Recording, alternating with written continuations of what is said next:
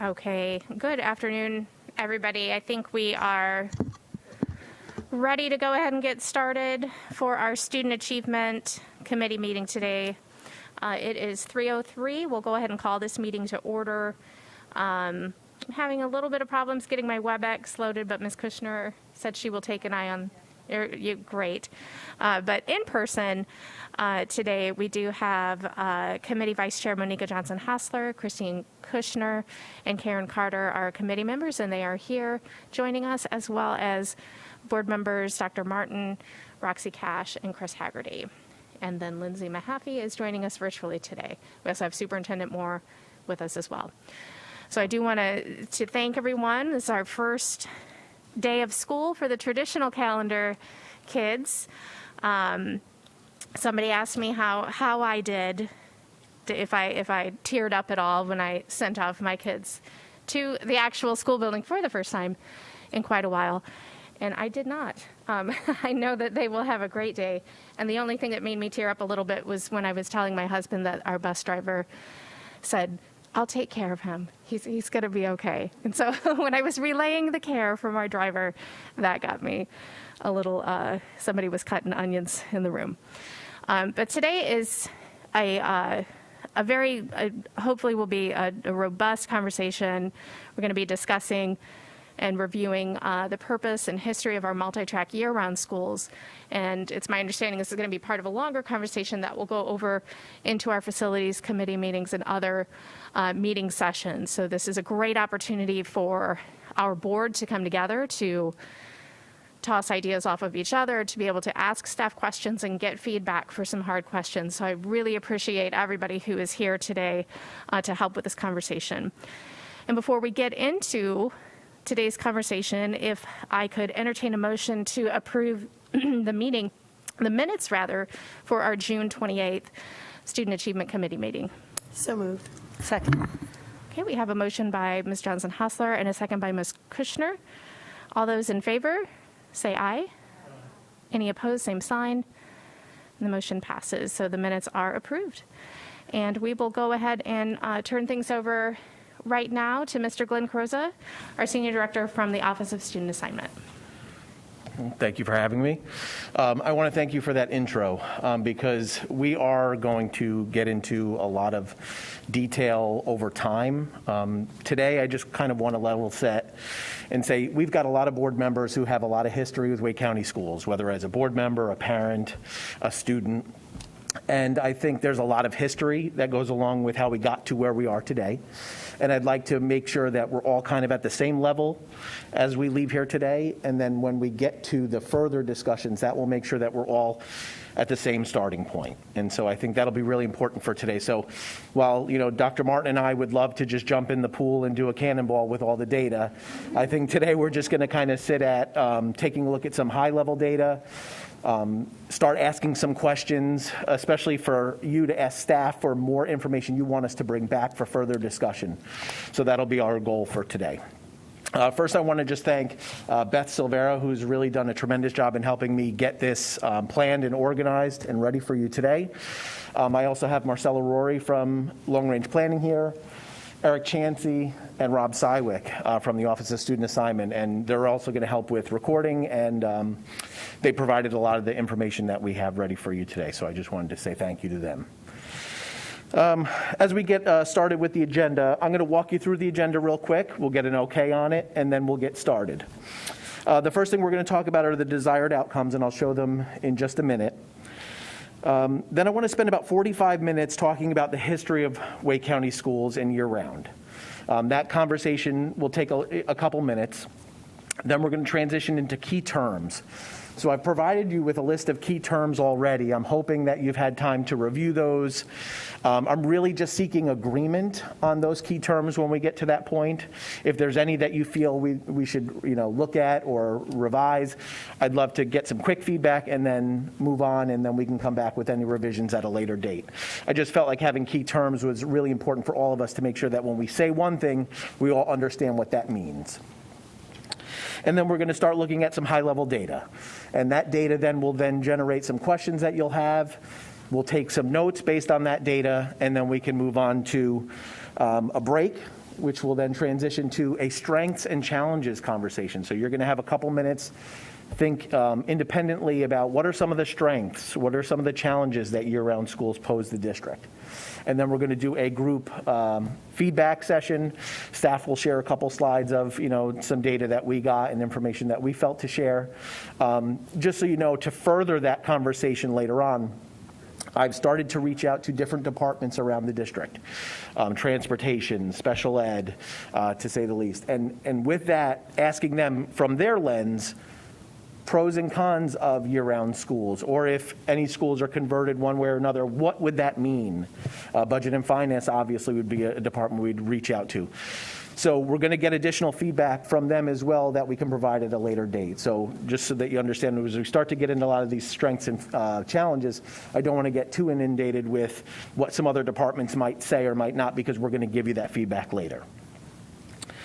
Then after that, we're going to take another quick break, and then we're going to get into our final activity, which would be core beliefs, year-round schools, how we're using them today, how do they align with the core beliefs that we have today, and then also a visioning activity where we're going to break up into small groups, and in those small groups, you're going to vision in 2025, what do year-round schools look like if they are set up the way that you would like them to be set up, okay?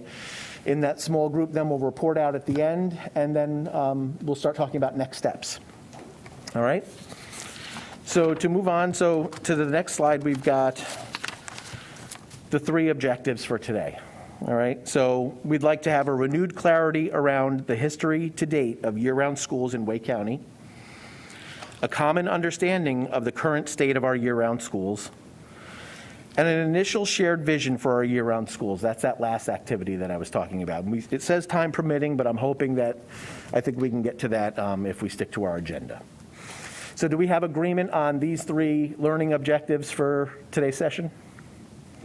Thumbs up, good? That sounds good. And I just wanted to add really quick for those who might be watching along, all of the attachments that the board members have in front of them can be found in Assembly. So you have access to view those as well. And then did want to acknowledge that our board attorney, Jonathan Bloomberg, is also joining us virtually today. All right.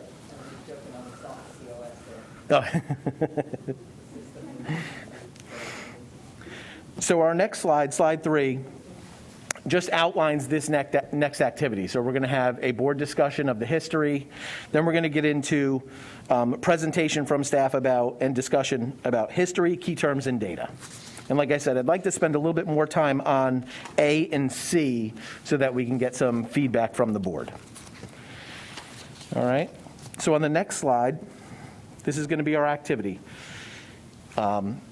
Ms. Rory, if you can come on up, and Mr. Chansey, Dr. Chansey. So what we're going to do is we're going to ask a question, and we're just going to get from your perspective. So in your history and being in Wake County schools, what do you feel is the history of year-round schools? What purpose have they served? How did they come to be? I'm just going to go around and just ask you for your responses, and we'll record them up on here now. So just take a second to think about, okay, the history of year-round schools. How did they become to be in Wake County schools, in your opinion? Okay. Mr. Haggerty, would you like to go first? Well, from the perspective of a parent living in Wake County, it seemed like they came about because we couldn't keep up with school construction.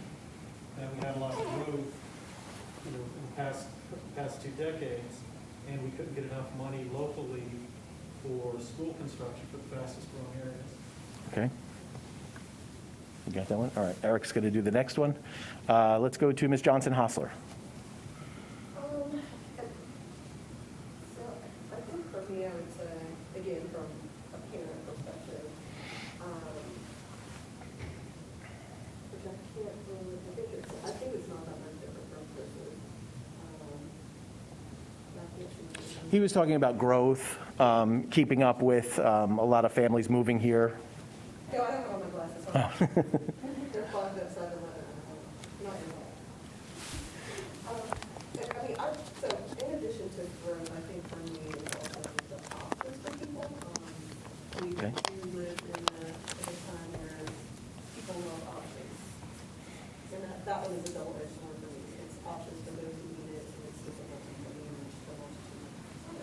Thank you for coming in and reminding me. Nobody was giving me the eye that I didn't have my mic on. This is my cheerleader voice. I was projecting through the mask. And you were doing great, Eric. Thank you. He was capturing it. But I think it's the options, the opportunity to have different calendars based on what parents need. And again, I was just saying, it's also the other side of that sword is we then have to meet the multitude of options that we offer to parents. Okay. Let's go to Ms. Scott. I don't know that I have anything new to add, other than I think it was also, there was a failed statewide bond. Is that correct? Okay. To help fund additional, so there were definitely some funding issues, but that was always my understanding, that they were to serve capacity issues. And then had sort of changed into, as Ms. Johnson-Hostler said, applying more parent or family choice. Okay. Let's go to Ms. Cash. So, yeah, I mean, I was there when we started the ones in North Raleigh, and North Raleigh was growing as fast as Western Wake is now, and we couldn't keep up. We didn't have the ability to have the financing. It was well before the bond issue, though. It was in the early 90s rather than 99, that we could not keep up with the growth. So we had to come up with a plan, and that was year-round. And at that point, it was given to them as an option, so it was choice, because not everybody was going to buy into a year-round program. So that's how it started. Okay. Thank you. Dr. Martin. Yeah, so I mean, I think the themes are largely out. I mean, I didn't pay attention to the year-round that much until the failed bond, when it then became mandatory. And so I think we have a couple of issues. We've got the year-round and we have the mandatory year-round. The mandatory year-round came after the bond failed, because how are we going to deal with the growth issue? But I believe that it was in addition to growth, but I think the initiation of the year-round calendar was really somewhat more experimental with, in the education world, there was somewhat this idea that, the year-round calendar might be better educationally. There was the hypothesis that there'd be less learning loss. I don't think that actually holds, but that hypothesis was there. And that's why it was initially offered as a complete application-based program.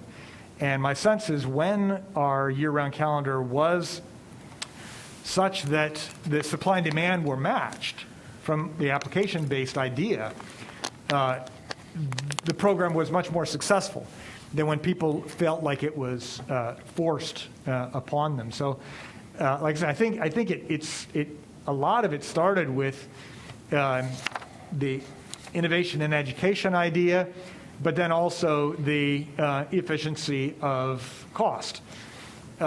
Because if we could, use schools year-round, then they're not standing idle. Of course, what that doesn't take into account is that if you're going to have any track-out programs, the kids are still going to be in the school. So, do you gain a capacity? Do you not? That depends on how you partner with the community.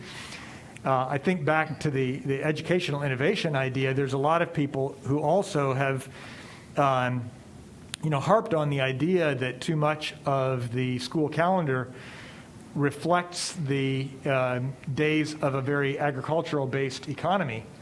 So, why do you need the summer to work in the fields when you're not working in the fields? Kind of argument. And that's, again, where the year-round came in. I think that makes more sense with respect to the modified calendar, which may take advantage of some of the, shorter break idea. That's not going to get you the capacity issues. So it's really a combination of lots of things, as I see. Okay. But I think where the biggest challenge came was after we had the major influx of mandatory year-round, because people don't like to be told you must do X. That is true. Thank you very much for that. Let's go to Ms. Carter.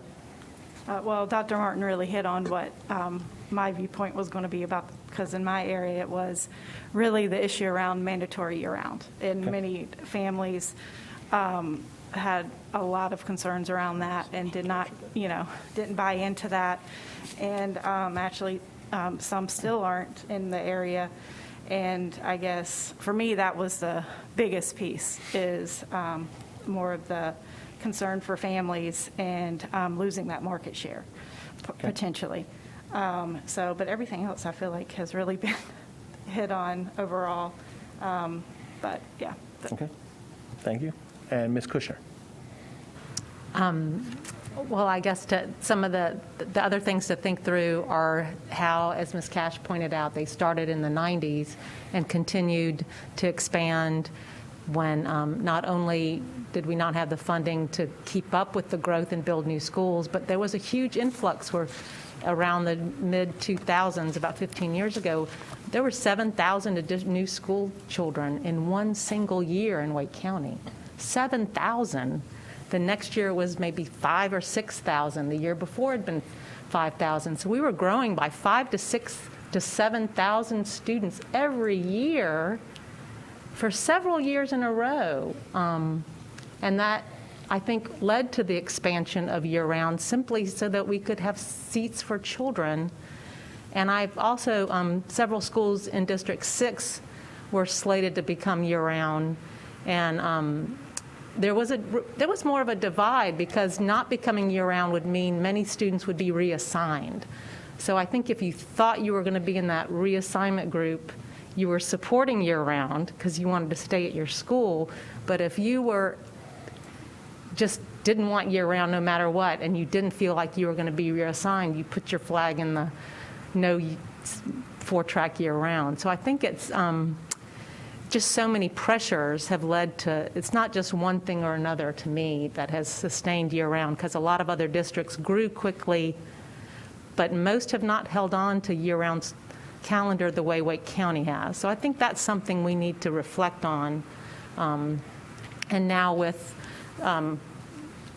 the growth being, our growth in Wake County is now in the 55 and older more than in young children, and birth rates are falling. We need to, that's, I think, a great timing for this discussion. Okay. But I also want to give a shout out to the modified calendar, which is the one we can't replicate according to state law, and seems to be, with some educational leaders, an ideal calendar. And so I know we have a diversity of year-round as well. So I think we need to talk about that going forward. Thank you. Thank you all for that feedback. So let's go to the next slide, and let's take a look at the history. We started in 1989. As many of you have stated, it was a choice. It was an alternative calendar. It was kind of like a magnet.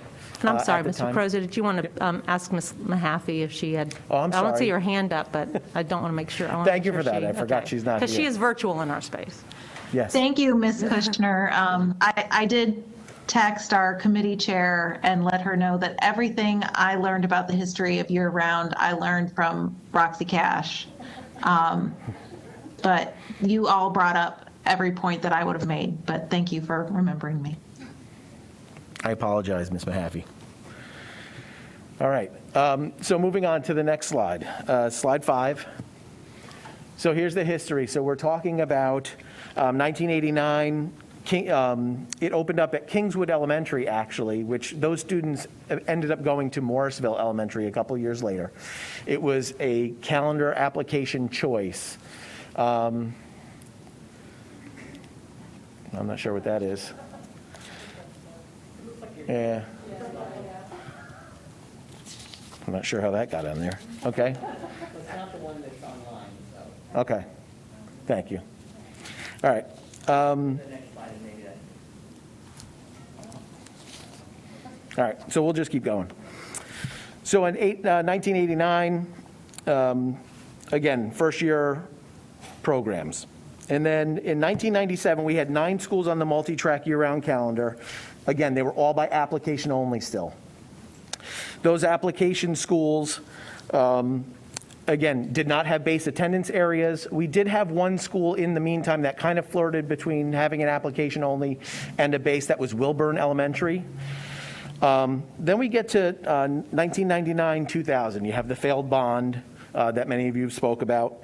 And then multi-track year-round schools started to gain some base attendance areas. That's where we started to see growth at the levels of 5, 6, 7,000 students each year, as Ms. Kushner brought up. Which then leads to 2006, where we've got 20 schools on the multi-track year-round calendar. Some of them had base attendance areas. 2007, where we converted 22 schools to the multi-track year-round calendar, as well as we had 4 new schools that year open on the multi-track year-round calendar.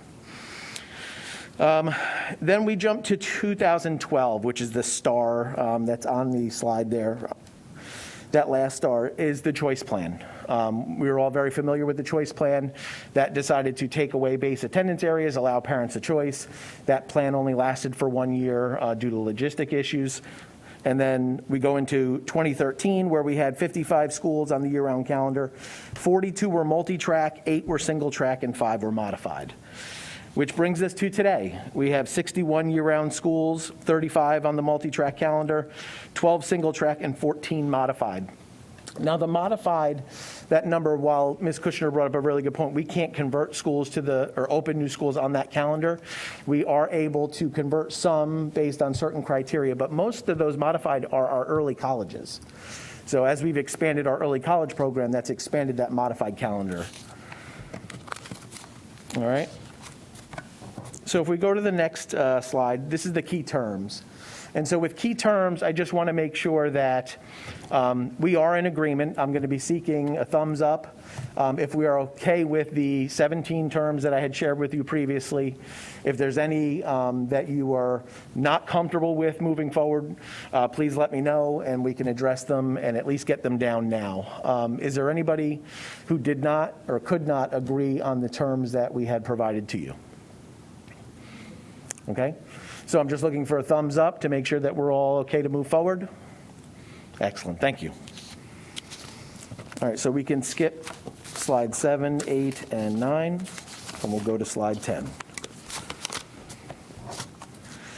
So in this section, we have some district data that we're going to share with you. We've got school calendar types. I've got a school facilities map. We've got a facilities utilization report. Now, this is the same facilities utilization report that you recently saw in the facilities committee that Ms. Rory had shared with you. We also have a school crowding map for both elementary and middle. And that's very similar to the map that was also in that facilities committee meeting. And then we just have a CAP schools list.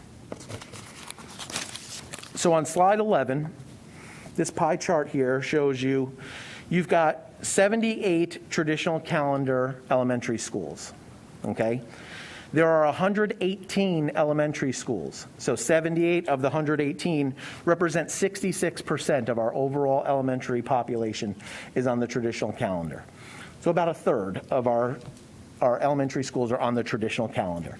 So I just want to put that in perspective, or 2/3, sorry, yes, a third are on the year-round calendar. Okay, and when we say year-round, we're talking about multi-track year-round, track 4 only, and modified. So on slide 12, this gives us our middle school data, where you have 25 out of the 40 middle schools are on the traditional calendar, which represents 63%. So again, you've got roughly 2/3 of your schools on the traditional calendar and roughly a third on year-round. And as you know, for high schools, we only have 1 or 2 high schools with base attendance areas that are on the modified calendar. All the others are on the traditional calendar, unless it's an application school. So on slide 13, I just want to let you take a look at that. This is a facilities map. So these are all the schools in Wake County, and you have it in your handouts as well if you want to see it a little bit clearer. This is a map of all the schools in Wake County. What we've done is highlight the multi-track year-round schools in green, the modified calendars in that pinkish purple, and then the blue is the track 4 only schools. Just take a second and look at where they're located. if you look carefully on the map, and it's hard to see on this particular one on this slide, the black dots represent traditional calendar elementary, middle, and high school sites.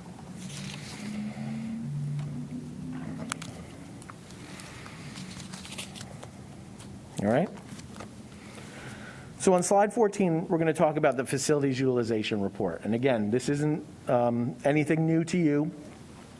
This is a document that you've recently received in its latest form. But the facilities utilization report for everyone, it calculates the crowding at each school by dividing the enrollment by the building's design capacity, which includes trailers if applicable, okay? It also represents enrollment as of August 2nd, which the last time you received that form, that was the enrollment numbers based on that particular day. And then it's also sorted by grade level with year-round schools highlighted by calendar type. So I used colors to represent a multi-track year-round, a traditional school that is capped, track 4 only and such, so that you could see that as you look at the different crowding numbers.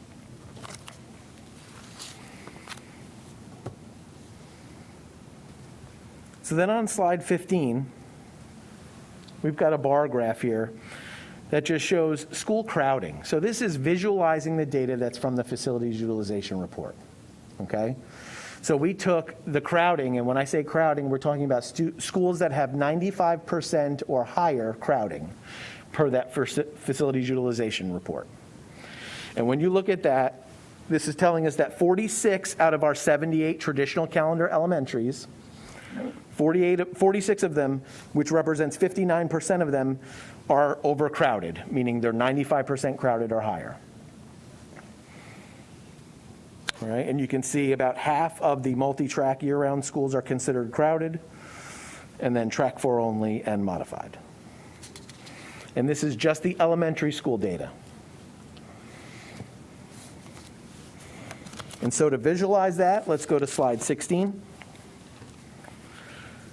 This is a very familiar map that you just saw on Facilities Committee, but what we've done here is we've pulled out the icons for the multi-track, track 4 only, and modified calendar schools so that they pop off the page. So you can see where they're located.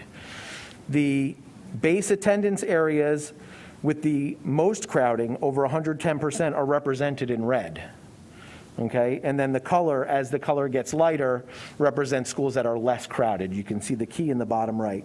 So the orange is 100 to 110% crowded, and then 90 to 100% would be in yellow, and white would be less than 90%. And then the same for the middle school. On slide 17, we've got a bar graph here that shows just how crowded our middle schools are. And 7 out of our 25 traditional calendar middle schools are overcrowded, which represents 28%. So about a fourth of the traditional calendar middle schools are considered overcrowded at 95% or higher. And then to visualize that, slide 18. Again, you can see the icons that are enlarged and colored represent the year-round calendars.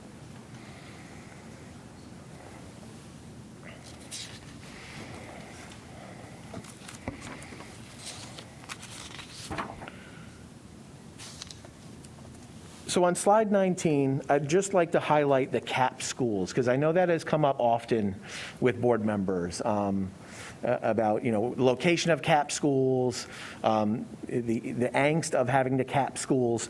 And so I wanted to bring to your attention, these are the CAP schools for elementary on the left-hand side of the slide. On the right has the middle school. And I highlighted the ones that are a year-round calendar. And year-round, in this particular case, would be multi-track year-round. Okay? And as you can see, 4 of the elementary schools are on the multi-track year-round calendar. Can I ask a quick question? Do we, since we're looking at overcrowded schools and, looking at overcrowded schools and not looking at empty schools with empty seats seems to look at one half of the pie. Do we have a map of where our schools are located that have empty seats that we're not using, so they're not being fully utilized? So when you go back to any of the elementary or middle school maps, all the areas that are considered white are base attendance areas where they are less than 90% crowded. Okay. So that would That's tell you where all you have a empty surplus of seating seats. in our county, Available. available seating. So, yeah, that's important for us to note while we're looking at this. Just as a reminder, isn't the goal, we would like schools to be between 90 to 95% as sort of maximal efficiency? Because if you're 100% and you get that extra student, then you're crowded. But if you're below 90%, then don't we start having to pour in additional resources? So That is is- sort of the 90 to 95 the sweet spot? That's correct. That's why we picked 95 for the sake of visualizing this data, because 95 is generally the sweet spot, giving you about 5% for if a cohort comes in larger than expected, you can deal without having to make significant changes within the building. So under 90%, these schools are needing extra resources, or they're struggling to have resources? So that depends, because certain resources are allocated by student, and I'm sure Kathy can chime in a little bit more about a lot of this, but a lot of the resources are allocated by student ADM, right? But whereas some of them you may not have enough, where the district may need to provide local dollars, is maybe a school that needs an additional counselor or whatnot, where you spread some of those positions thin because they rely so heavily on ADM, and you really need, an additional AP at the school. A lot of that needs to come out of local dollars rather than from state and federal. I do think there's sort of a push-pull also when you're just thinking about the actual capacity in a school. For example, you'll have a school like an Olds Elementary that has a very small footprint, and 400 is crowded there. But hardly any other elementary school in Wake County would be considered crowded at 400, and they would definitely want more students than that, but you can't do that at Olds.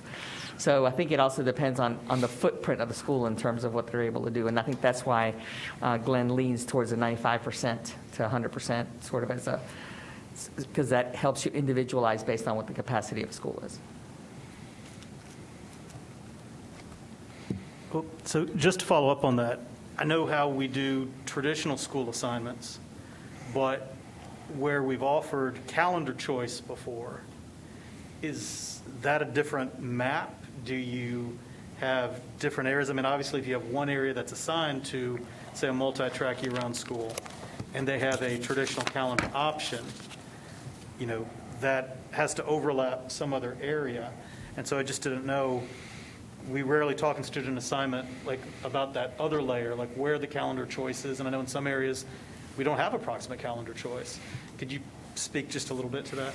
Yep, and so we currently have most schools, we've started to scale some of that back in recent years, but most schools, whether they're on the traditional calendar or year-round calendar, have a calendar application school of the opposite calendar that they can apply to. And like you've stated, in certain areas, we may not have a proximate choice to offer, so therefore we have not offered one. What we have done, though, consistently is if your base is year-round, we have always offered a traditional calendar application school for you to apply to. And the traditional calendar or year-round application schools that you're speaking of, they also get district transportation provided, which will be another discussion point as we move forward. Just to clarify, the dots that represent whatever crowding is who's attending, regardless of how they got there. Correct. And just to throw back the history lesson a little bit more, when the 22 schools were mandatorily converted in 06-07 to year-round, there was not necessarily a calendar option that was being provided to families for a traditional calendar choice as a part of that mandatory conversion. And that turned into a lawsuit, and that went through several routes all the way to Supreme Court, and ended up being decided that that a school district could in fact assign a calendar to a family, that we did not have to offer them a different option or a choice of calendar. But I do believe that the lawsuit also had some sort of a ... or a comma They said, but do you really want to? Something along those lines. So they said, yes, you can. Is that really what you want to do? And so I think that is where the genesis of, even with the 22 mandatorily converted schools, there was a decision by the board at that time to work with student assignment to provide some sort of a calendar option to families. And it's not always worked well. There's not always been one that was proximate. There's not always been one that had room, and there were other impacts from it. So. Okay. All right, and then the final slide for this section, slide 20, has capacity gains. So when you look at elementary schools, we have 27 multi-track year-round elementary schools. That provides us with 4,236 additional seats. So when you compare that to, when I say seat gains, that means compared to opening up a school on traditional calendar instead of multi-track year-round, which would be equivalent to 5.9 large model non-multi-track year-round elementary schools. Okay, and a large model elementary school is 716 seats. So basically, we were able to save almost 6 large model elementary schools by offering multi-track year-round schools to the district. And then for middle school, we have 8 multi-track year-round schools, which provides us an additional 2,600 seats, which would be equivalent to 2 large model non-multi-track middle schools, which are 1,248 seats. Okay? And when I say multi-track, because when, like Dr. Martin brought up earlier, if you're on the multi-track year-round calendar, that's where you're potentially going to see your seat gains. You do not get seat gains if you're on the modified calendar or track 4 only calendar, because you're not fitting additional students in the building by tracking in and out. So that's why I just wanted to make that point. Real quick. Glenn, do you have a sense for how many of those seats are actually used? Because part of the problem, just like a school, right, you can have seats, but if the seats aren't in the right place, they're not going to be used. So do you have a sense at all what fraction of these seats are actually usable seats as opposed to existing seats? So I would go back to look at slide 15 and slide 17, when we look at middle school and elementary school crowding. And when you look at the multi-track year-round, so 13 out of our 27 multi-track year-round schools in elementary are at 95% crowded or more. That means they're utilizing the seats at their building. I'd say the ones that are not at 95% crowded at least are not utilizing that seat gain. Thank you. And then also for the middle school, you have 1 out of 8 middle schools, multi-track year-round middle schools, is at 95% crowded. Because when you look at the percentage of that, that's what I guess is concerning to me. That's less than half are reaching that for the elementary, and for middle schools, 13%. So those numbers, are at 13% for the middle school. And I think, Which is partly why we're having this discussion, right? Because I think where we need to go, right, if the year-round calendar exists to increase our efficiency, then we need to make sure that it's increasing our efficiency. And if it's not, then we have to raise question as to value. Now, there may be other value points, but if our argument is efficiency, that's exactly what we have to look at. Ms. Mahaffey has her hand up. Ms. Scott?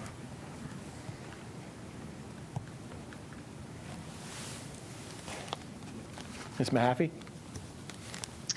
Hi, as we're just asking these questions, I guess one of the things I'd like our recorders to jot down as we're going further into this for later on, what is the operational cost of changing calendars? So I know some of our schools are not as robust with 4 tracks, but the operational cost to the district of switching from single track to multi-track versus traditional to multi-track as we're moving forward. Thank you. Thank you for that. Which is go ahead.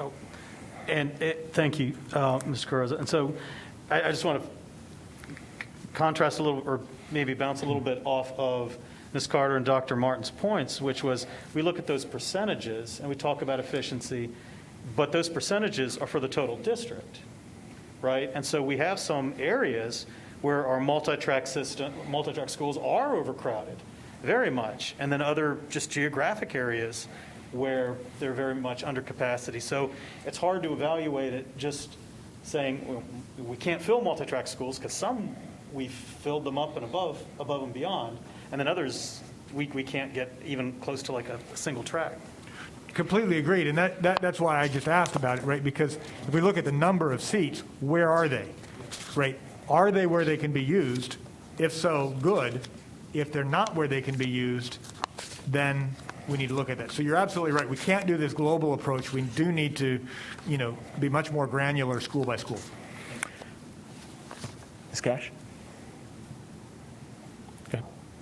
So I think, just to be clear, that if we're looking at the cost and the efficiency of multi-tracks, I want us to be really sure we're looking at the dollars across the county for the efficiency of overcrowded schools and capping and buses and transportation that we're doing in order to not put a multi-track school there, or to reassign, which is another option. Because I still think we need to look at that cost. If we have a school that's overcrowded and capped, but empty seats around it, or it's not multi-track, then we either need to reassign to the empty seats, or we need to figure out how not to transport those to other schools through capping. The capping is just, to me, the most cost, labor-intensive situation we've got, and anything to get rid of capping, we need to do. I'm not saying what it is, but something. Reassignment, maybe. Okay. Which you guys are transitioning very well into the next slide. So I'm just going to pull up the next slide, and then I'll turn it over to Ms. Carter, okay? Oh, I'm sorry. I didn't see who was next. I just had a quick addition there because I think Ms. Cash, with her breadth of historical knowledge, added those, and the cost that she talked about earlier that I think should be added to that larger conversation is our relationship costs with parents, which isn't financial, but it definitely should be included when we're calculating the cost. Because, again, those are part of your lessons learned from the beginning of our history in Wake County. Okay. Ms. Carter?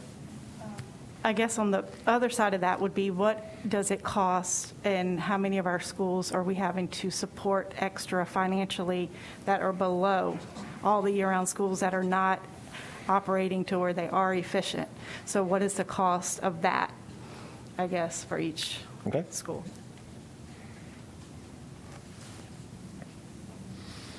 And I thought One more thing I'll add here, because that's another great conversation. Because, again, my job is, cost for me isn't just money, but the other cost of that is then what are the opportunity costs that those schools don't have because they're not at capacity? So multiple options of classes because they don't have the ADM to have the number of teachers. So that's not a monetary cost, but it's definitely an opportunity cost to the students and families at that school. Particularly for middle schools, I would say, particularly for middle schools that are underutilized. So. Okay. Ms. Cash?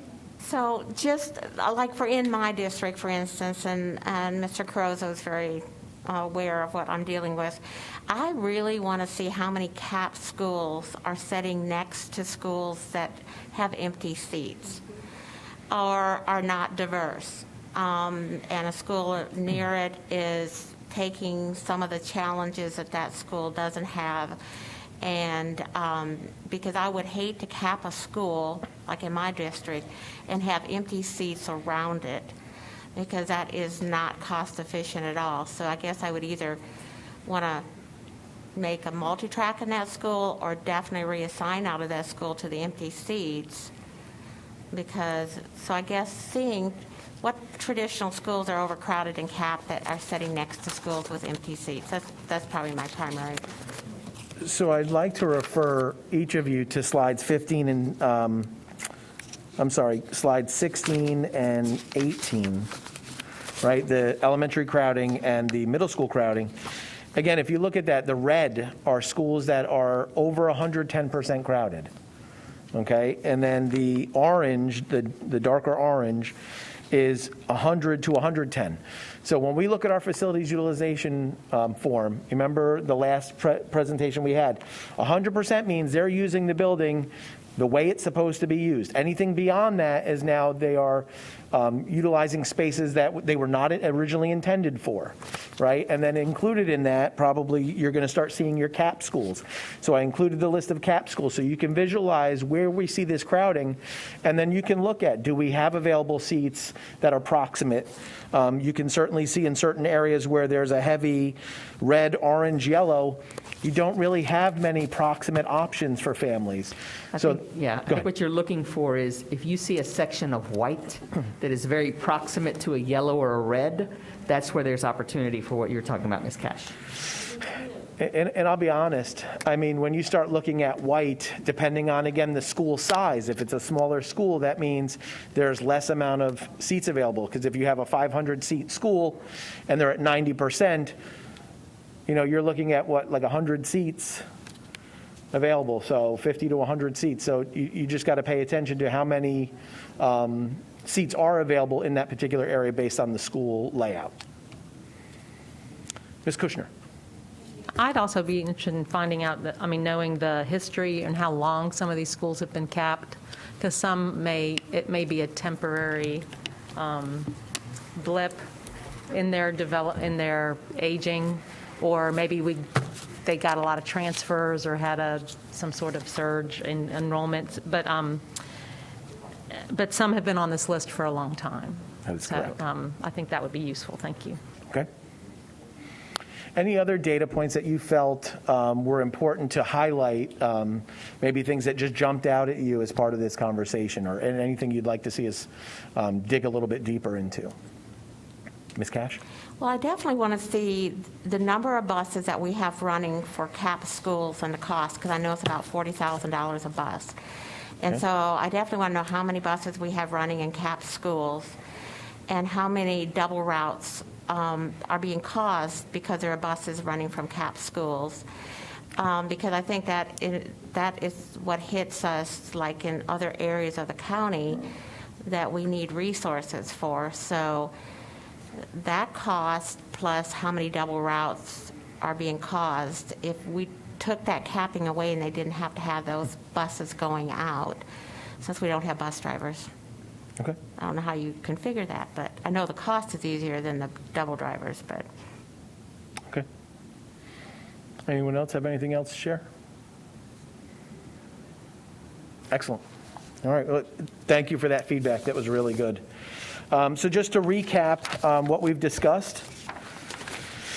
So the history, while the visual that I provided talks about year-round schools have served two purposes over time, I feel like that's come out of our conversation as well.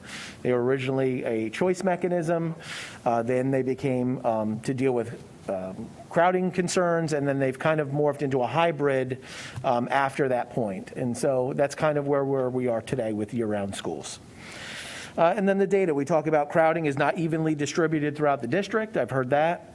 The majority of our CAP schools are on the traditional calendar. That visual there can confirm that.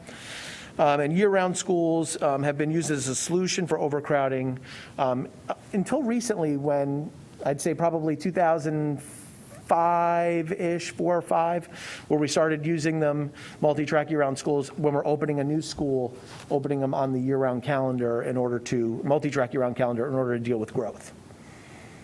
Okay? Any last-minute things that you feel like we should add, or there was actually some conversations about cost, that you want to start looking at some cost analysis based on either capping or transportation and the such. So we will certainly circle back with you about that as well. Ms. And Kushner? I'm sorry, I have one more point. You know, we talk about the K-8 calendar continuity, and there might be times when we should maybe focus on 6-12 continuity, because if you look at the middle schools, they don't always align with that. Okay. The elementary schools that feed it. So I think we need to look at that. Okay. And I don't want to forget Ms. Mahaffey. Did I forget anything that maybe she wanted to add that I didn't see? But, Ms. She's good? Commissioner, Okay, thank you. That's a really good point, because if we look at that slide with the 15, if you look at slide 15, I mean, there's quite an imbalance of crowding with elementary schools compared to Yes, middle. and I think with middle schools, when our middle schools are underutilized, it impacts curriculum in a way that is more significant than at the elementary level. So I think in some ways we may not, I mean, the strength of a middle school program needs to perhaps supplant the importance of a K-8 calendar continuity. Because we also have fourth and fifth grade parents who often will look to shift their child to a traditional calendar. So we've put such an emphasis on that. I think we need to re-examine that in particular. Thanks. And I know in the middle school, they operate on teams, and so you do need a Right. certain number of students on a team in order to fund the 4 different teachers in the core areas. And I really feel middle schools get squeezed from both ends, so I want to advocate for our middle schoolers. Okay. All right, this is excellent feedback. Thank you. So we're going to take a 5-minute break, and then we're going to circle back with our next activity, which will be strengths and challenges of year-round schools, in your opinion, okay? All right, so we'll take a 5-minute break.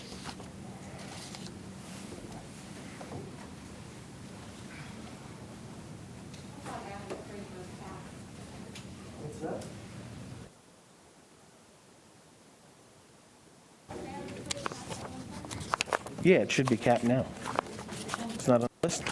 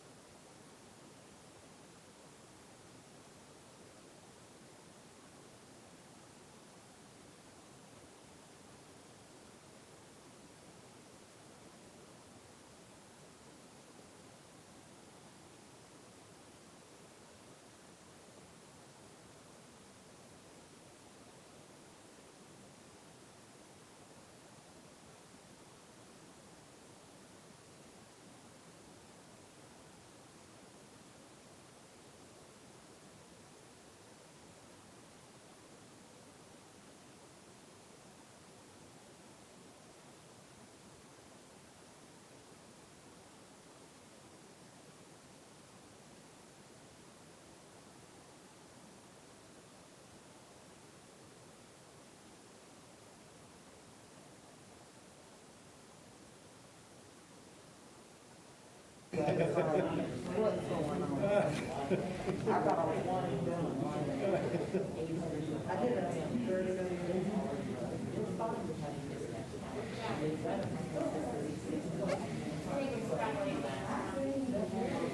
right, we're going to go ahead and continue. We appreciate we don't want to keep people here too late this evening, although we do appreciate the conversation. So I'll turn it back over to Mr. Carosa. Thank you. Excellent. All right, so the next activity we're going to get into is discussing strengths and challenges. So independently on your own for about 2 to 3 minutes, I'd like you to just take some notes. What are some strengths of having year-round schools in the district? What are some challenges? Now, some of that has come out already in our discussions. Feel free to add those, again as well, or if you've got new ones you want to share, or if you want to reiterate points because you feel strongly about them, please go ahead, take those down on your own. What we're going to do after a couple minutes is I'm going to go around and just ask you to share one at a time, one that you have. We'll start to record those, and then once we get through a bunch of them, I'll then ask staff at the end to just collect the rest of them, and we'll move on to the next activity, okay? So just take a couple minutes. Strengths and challenges of year-round schools.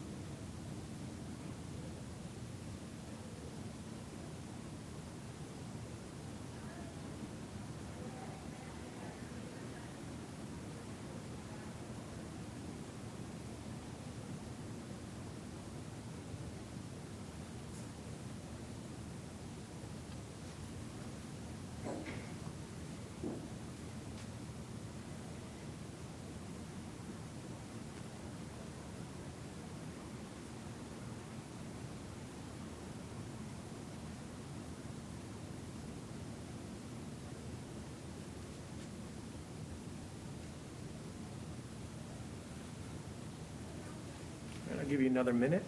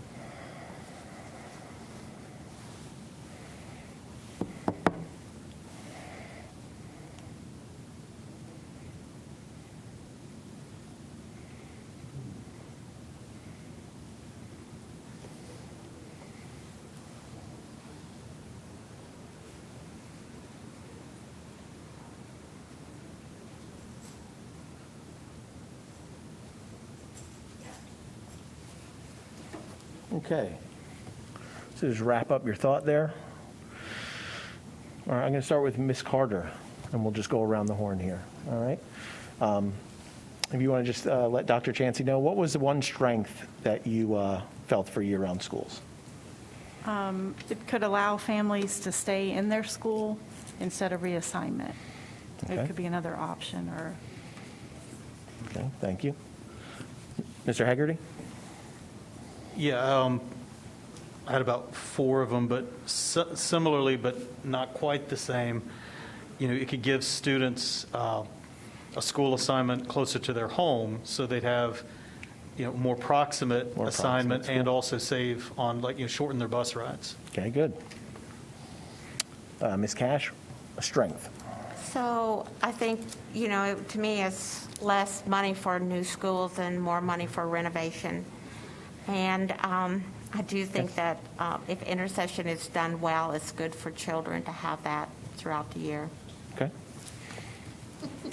Ms. Johnson-Hostler?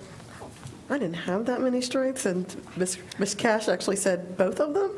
One that I didn't put on my list, but I actually do get from a few families that are not in my district, but they just put me on the email chain, is they like the break for those families who are traveling out of the country and need to, and it gives them the flexibility to do that. But the two that I actually wrote, what Ms. Cash just said.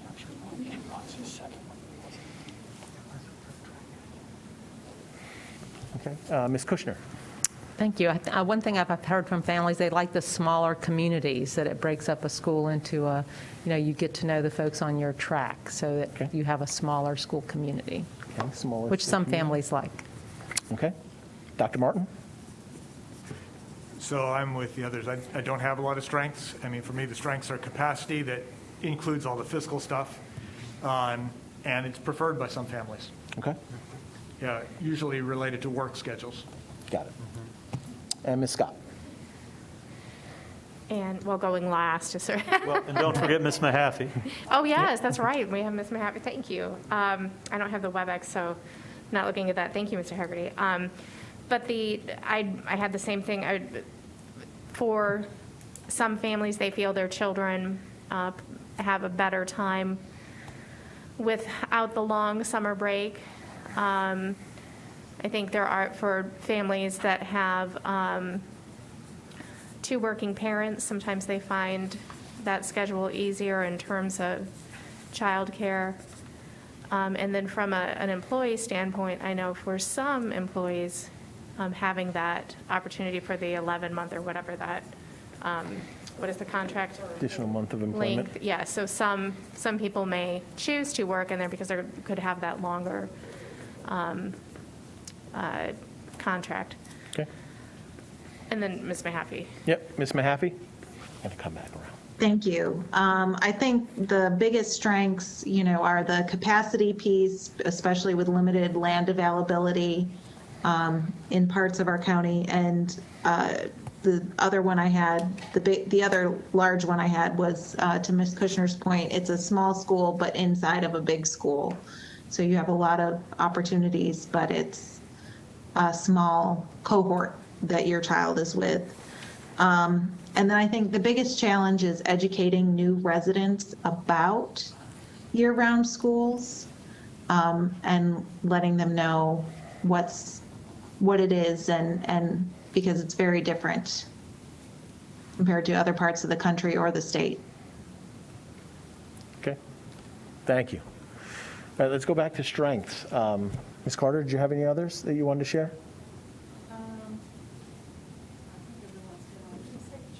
Go ahead. Mr. Haggerty, were there any others that you wanted to add? I think everyone, when we got around to it, did pick up on it. Okay. Again, talking about it's a preference or a choice that some parents do like, Okay. the support of the work schedule, so, I got on that. Okay. I'll give everybody one last option. Do you have any other strengths that you'd like to share? No, we're good? Okay. So now let's go to challenges. We'll start with Ms. Scott. Thank you. And I know Ms. Mahaffey mentioned a challenge as well with the confusing to new families, and that was something I had written down as well. New family to the area, or even just new parents who had not paid attention to school until they have a child who's getting ready to go into it. I think our different calendar types and school choices, it's not an intuitive thing. So as much information as we put out, that is definitely challenging for families to grasp. I think when we're talking about middle school, for music, particularly band, I hear a lot of feedback from teachers at multi-track year-round middle schools that it's very hard, and it's not appealing for those folks who do. We have a phenomenal band director at a multi-track year-round school in District 1, and I'm so thankful for him, but I know that that's hard. And our principals, I cannot imagine that job and I don't know how they all don't burn out. Being a principal at a multi-track year-round school in like 8 months. But it's, I imagine that's a recruiting piece that can be challenging as well. Okay. Dr. Martin? Yeah, I'll add, particularly from the multi-track year-round schools in my district who really appreciated all being on single track last year. The two things that really came to the top surface was the continuity and professional development. The staff was able to be a team like they had never been before. And somewhat related to that, with the multi-track year-round calendar, you can't make your classroom a home. Right, every time you come back, you're coming to a different classroom, and that impacts both the teacher and the student. Okay. Right, where do you put your stuff? How do you decorate your walls? How do you turn it into a home? And relationships are really key for students. So, and place is part of that relationship. And so the year-round is a disconnected place that my schools reported. A lot of teachers and students really felt, wow, there was a bigger difference than we realized there was when everybody was on the same track. Perfect. Thank you. Ms. Kushner? Thank you. I think that as frequent breaks are a strength, they're also a challenge for many families where the frequent breaks make it more difficult to find stable childcare for track out. And that the extended summer break has less expensive childcare for those families. So I think it's harder for many working families to find the cost-effective childcare on a year-round calendar. Okay. Ms. Johnson-Hostler?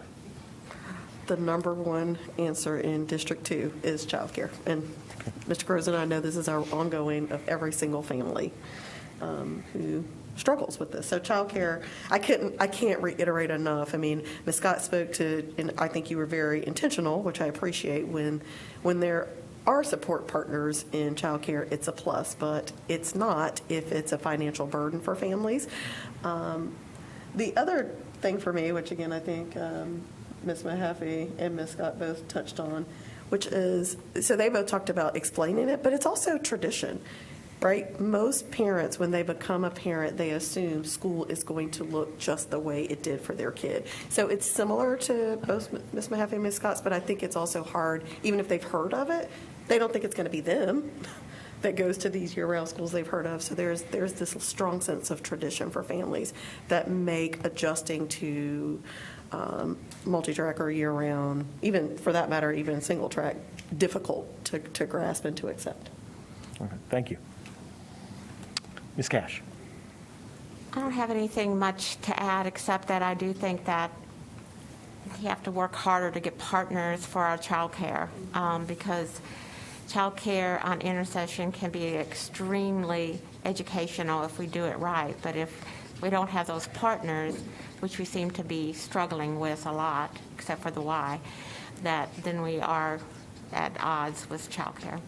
Okay. Thank you. Mr. Haggerty? Yeah, I had a lot of similar points to my colleagues.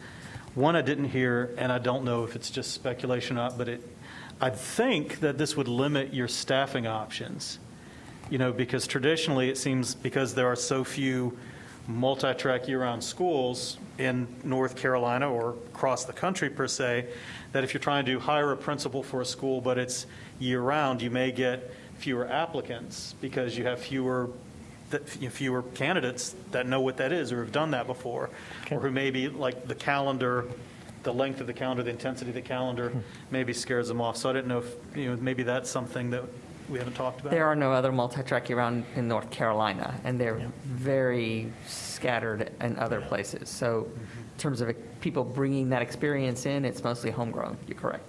Yep. All right. Ms. Carter? I guess I'm trying to see. A lot of them have been touched on. Hold on, let me move my stuff over here.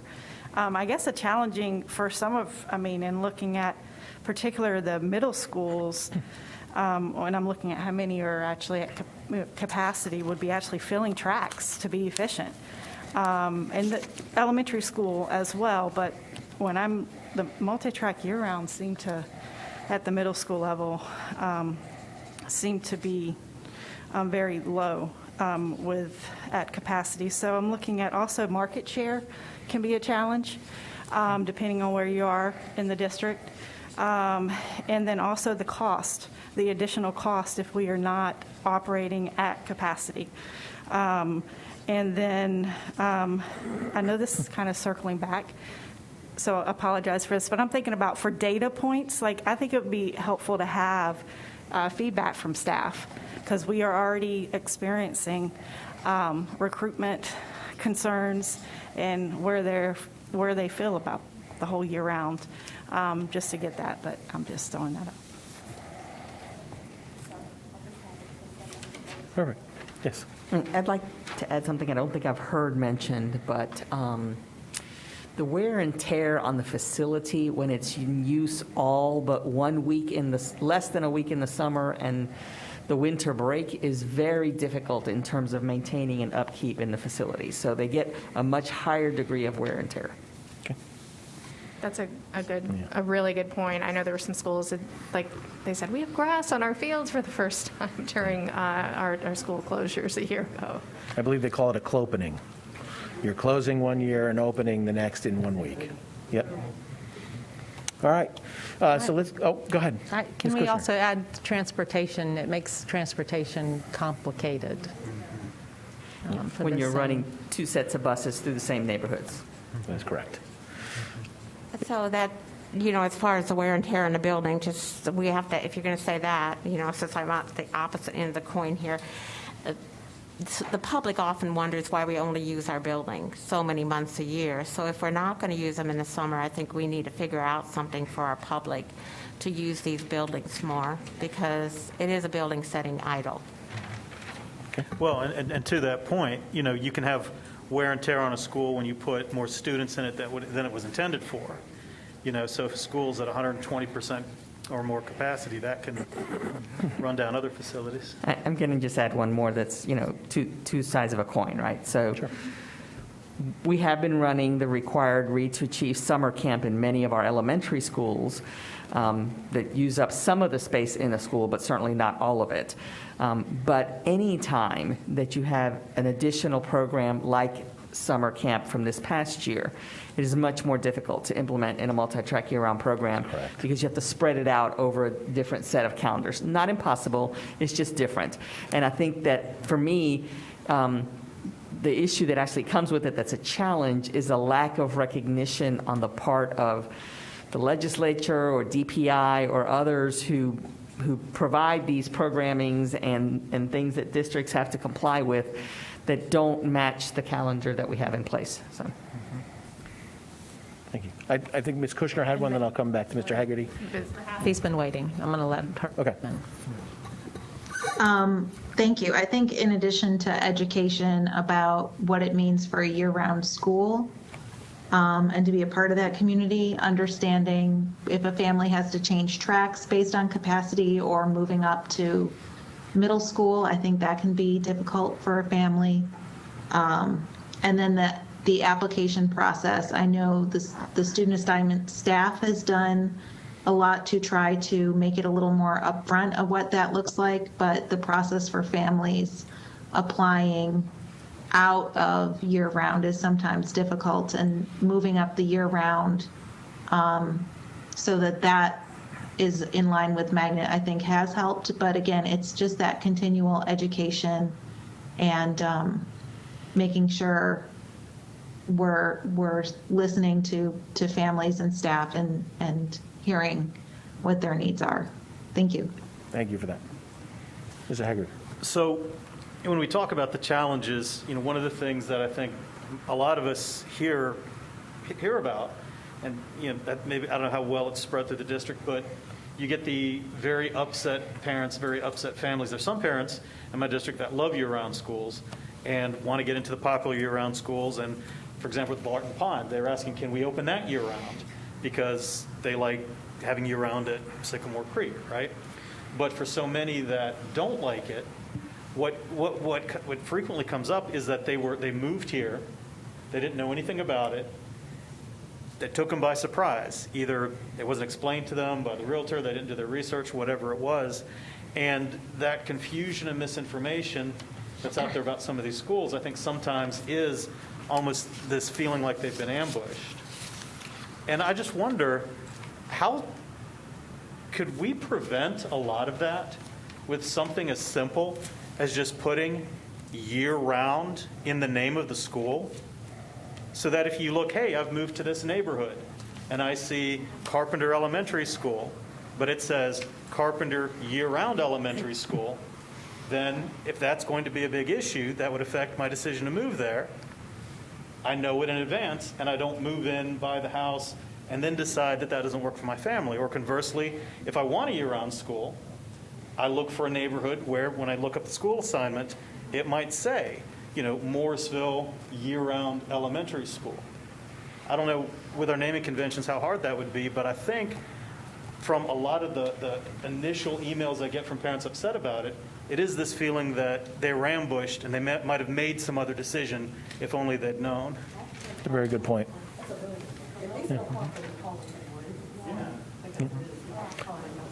Dr. Martin.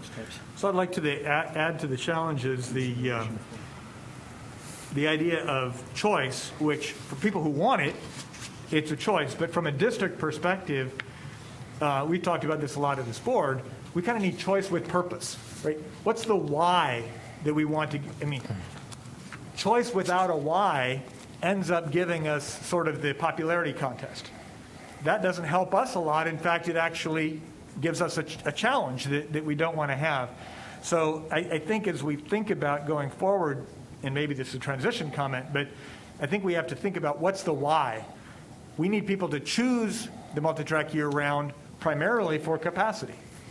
So are we clear on that if we're talking about choice, it's got to be for some value. It's not just choice out there to say, hey, do you like strawberry or lemon lollipops?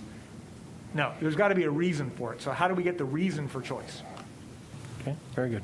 And to follow up on that, I think one of the challenges we have is the location of our current year-round schools. And I think we need to reassess, because we have some where they're needed, and then we have some that just through history have remained multi-track year-round, but they're not needed to be for where they're located right now. Or maybe we have some that are too close to other multi-track year-rounds, and so they're both under-enrolled. Whereas if one was multi-track year-round and the other was traditional, they might both have healthy enrollments. And so I think that needs to be part of the analysis. So location is always the case And this was- in any real estate. And that was part of the ask when we were looking at calendar, the trigger point of what would be, should the calendar be, shift from multi-track year to traditional or some, so that was part of it too. We had asked for what is that perfect data point? What does that number look like for these specific schools? Captured calendar continuity on the challenges. Yeah. So actually, if we go to the next slide, you've actually covered all of the bullets that staff had provided, so thank you. All right, and so like I had mentioned earlier, we've begun reaching out to different departments throughout the district, and we will start to get additional data points for you to consider with the lens of that particular department. So we'll be able to share that as well moving forward. All right. So to just wrap up, let's look at slide 27. Year-round schools, they provide additional capacity, which may result in the need for building less new schools and more opportunity to renovate existing schools. Track out care costs, that was significant in a lot of your conversations. I heard a lot of education of, the public and or parents, right, so that they understand why year-round schools, why we need them, what they are. They're different than maybe what they grew up with, educating them on the pros for that particular choice, maybe looking at naming differently to head off some of that misinformation that they feel like they're getting. And then location, strategically placing them throughout the district so that they serve a purpose for the overall district. I felt like those are really good starting points for moving down to further conversation. So I just wanted to wrap that up and say thank you. All right. We have another 5-minute break set. I'm not sure, you guys don't need it, right? Okay.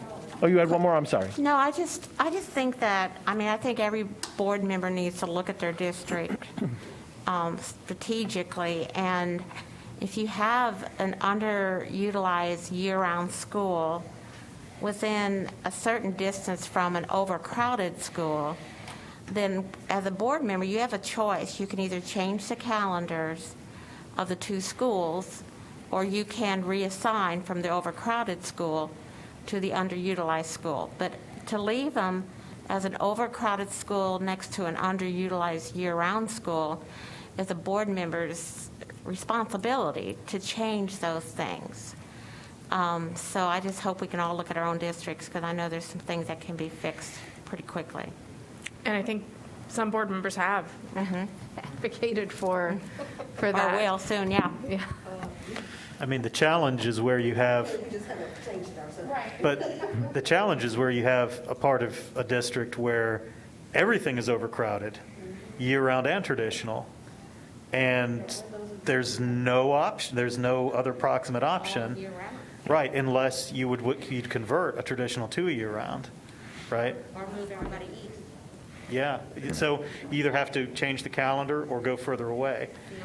And oftentimes, the parents will say neither one's acceptable. Well, and you bring up a really good point, because I definitely think as you look at the district geographically, right, different regions have different needs.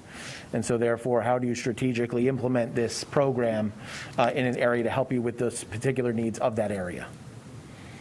And I'll just throw one point of historical reference to look at Highcroft Elementary Yep. as a school that has been traditional. It's been multi-track year-round. It's been single-track. And right now, it's overcrowded. And I think we need to think through schools like that that are so overcrowded to give some.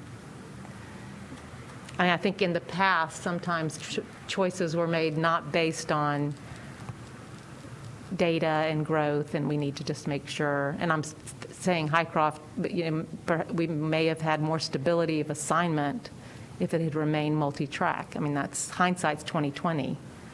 So I think we have struggled with balancing community desires for one track or another with what the data, how the data unfolds, and I think that's really hard work. And some in the community can throw stones, but it's difficult as a board level to always be able to look into the future and make sure that, and I think some of the choice programs being funded at the state level that are privatizing, public dollars to private schools make it very hard for us to do this work with the integrity we want to do it. And I think that bears saying that it's really hard to make some of these. We could sit here and everything could look so clear, and yet the feedback we get from the public and the things beyond our control take away our abilities to really do what's best for children and giving them stable assignments, and that's hard. I don't know if that any. All right. I think Ms. Carter said it earlier, but thanks for, clarifying that. We can talk about choice with a purpose, but we also have to be clear again, like I said, those costs that really, in my opinion, since I've been on the board, kind of hamstrung us to do like this very slow and intentional process, which is great, but it also means we have schools that are capped. And so balancing that does impact, our public perception and reputation is everything, right? all we do is schools, and that's what we have to offer. And when we make decisions that are difficult, as Mr. Hagerty just mentioned, like a family's like, well, no, I don't want to go further north, south, or east or west. I want to go right here. Then we all know that boils down to our market share to some degree. And that matters because, again, it goes back to all the dollars and cents we talked about that we need to look at and dig deeper into. We know the impact of dollars and cents when it impacts our market share. And we also have to continue to share with the public the direct impact that cost us when we lose our market share. while we're managing the cost of dealing with under-enrolled schools and over-enrolled schools. Okay. All right, so now we're going to take, I'm sorry, was there any other comments? Yep. Well, just one that we haven't completely talked about, and this is as you were talking, Monica, it sort of jogged my thinking. It's a little bit like incentives when people try to bring new businesses to an area. Well, what about the business who's been there the whole time? If I'm giving this new business tons of tax breaks to try to recruit the new business, but I've been this long, steady contributor to the community, it's just like, hey, what's happening to everybody? And I think we have the same kind of issue sometimes in school assignments. There are long-established neighborhoods that have relationships with particular schools. We get that. That's good. Relationships is all about what education should be. But now we get a new development comes in the area. Now what do we do? So how do we balance that new growth versus long-term history with a school? I mean, that's a conflict that is almost unwinnable. I mean, the multi-track calendar allows you to maybe stay more at that school, as Ms. Kushner mentioned with one example. But that's a tension that I think we have to wrestle with in this discussion. Yeah, I agree with Dr. Martin. It's a fantastic point. But, the other side of it is that happens at all levels of our school. It does. And so I know there's been a lot of, critical talk about capping, but capping, for all of its flaws, is the solution to that, especially at our high school levels. Right. If you have a community that has long supported a high school, everyone's been paying their taxes and, giving to the PTA and going out to the football games or whatever, and then they build a huge new development next to the school, are you really going to push out those families, a little bit further away that have long supported that school in favor of the people that just moved in, or are you going to make the people who just moved in drive far from the neighborhood where they thought they were going to go to that wonderful school right there? It's a tough situation. Yeah. And unfortunately, the drive means the district bus drive, not the parent drive. So you put the burden on the school system to provide that opportunity for families. So you're right. There is definitely a balance here in trying to accommodate families who've been there, but also providing proximity for families who live very close to the school. So, And that's why these are Great such feedback. layered decisions. Yes. And in one, now you look at Western Wake especially, where there's been so much growth, and it shows why is that assignment? Well, and even in non-Western Wake, why does this assignment map look the way it does? Yep.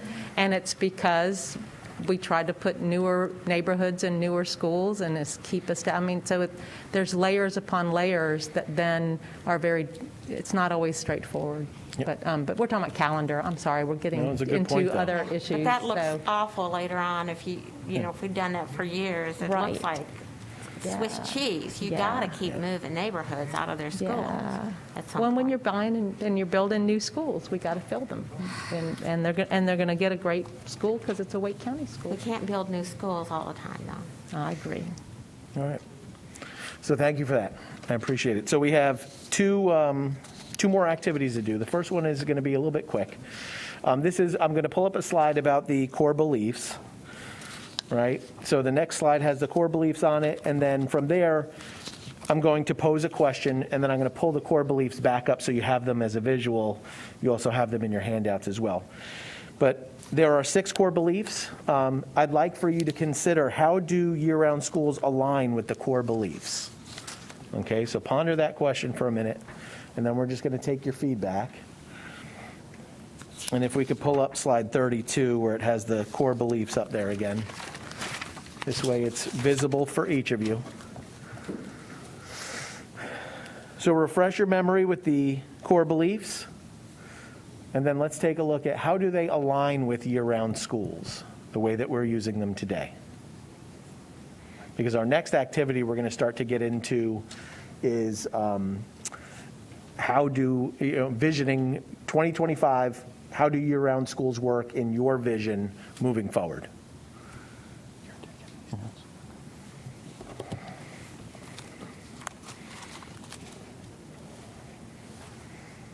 All right. So is there any core belief that stands out to anyone that year-round schools aligns with? Go ahead, Ms. Carter. Number 5. Number 5? Okay.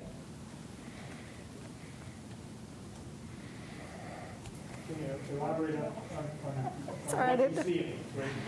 Oh, I thought we were just asking for number 5. Well, it can bring in a diverse population, and if we're having, the only thing that might be is some of what has been talked about, if you're breaking it down into 4 groups, and what that looks like within each 4 groups. But I would hope that with the year-round, we are pulling, and if we're at capacity, we're larger and a broader base for the kids to come in. And that is, to me, should be, if we are focusing on where we need to be with year-round schools, then it would be working on the diversity and inclusiveness of that, which hopefully is all of our schools, but being the year-round population, I just think with, like I said, it's supposed to be increasing capacity, pulling more, having higher, and hopefully diversity. Thank you. Okay. Dr. Mark. So I would have looked at 5 and said that was a challenge. I mean, I think as you articulated, Karen, there is that possibility. I haven't seen that lived out. And I think it's partly the child care issues, but it's also partly the flavor issues. You know, we want to go to the popular schools. For me, the only one that I see a connection to is a somewhat modified number 6. And that is, if we're going to provide the support and resources to fully realize a shared vision, with the big if they're used effectively, they can add to the efficiency of our resources. So that's about the only one of these that I see very closely tied. Okay. Ms. Cash? Well, I think number 5 is effective in most districts. I think most of our overcrowded schools are not diverse enough. And so I think that if we try to use year-round more, and the board allows the neighborhoods that are assigned in to stay there without, transfers and things, I think you're going to see a diversity that's pretty good, actually. And again, that goes along with number 6, like you say. It does take some support and resources to utilize the things that we need to do for those schools. So I see 5 and 6. Of course, I'm always struggling to see any of the core beliefs in any of our assignment plan. So I think we do this in all of our schools, but to the best of our ability. But So this is why we have 9 different voices, I think, on the board, because I think we'll get 9 different opinions on some of these. I actually saw both 5 and 6 as weaknesses with the year-round school. I think 6 for the reasons or 5 for the reasons that Dr. Martin had said, which is in a lot of the schools in my area, I find more, diverse communities, people that maybe live outside of that neighborhood are more reluctant to want to come in to the year-round school for childcare issues or some of the other issues that we've talked about. So for me, I see that it looks like that has had the impact in some neighborhoods of hurting diversity. And then the way I read 6, I was thinking of it as more the Wake County residents really valuing this and asking for it. And I tend to see more Wake County residents not asking for it and not coming out and supporting it. I saw the strengths more on the sides of maybe 1 or 4, where, it is more innovative. It does allow you to do some things differently than you might be able to do, in a traditional calendar. It is, somewhat risk-taking. I know we've talked about the academic impacts. Is year-round better academically for students? And there's been a lot of debate about that. So I don't know if that actually supports 4 or not. I don't know if it supports 1 or not, but I know originally there was some conversation that we thought it did, and I'd just like to see that addressed And Ms. Mahaffey has her hand up. Go ahead, Ms. Mahaffey. Thank you. Oh, and so I think there's a difference between what we have access to when the year-round school is fully utilized and when its capacity is full, because I think we can achieve all of those things with a full year-round school. I think the struggle is when the capacity is lower. Number 6 with the operational piece, and as we talked about the curricular piece, and when you're having teachers split across tracks, I think that makes the other pieces hard. So I think a robust year-round school and a healthy year-round school leads to the ability for more of those core beliefs to be fully utilized. Thank you. Okay.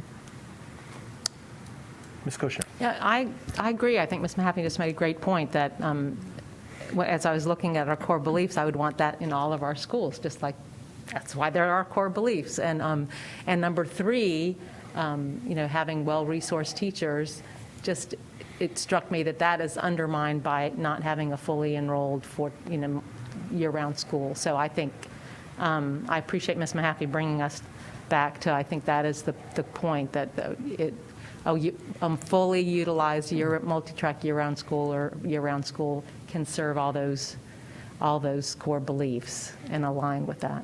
So. Any others? No? Okay. So which brings us to our last activity. We're going to do a small group activity. So what we're going to do is we're going to send you a link, a Google link, where you can take your own notes. So I put you into groups. There's group 1, 2, and 3, and we're going to have you spread out around the room.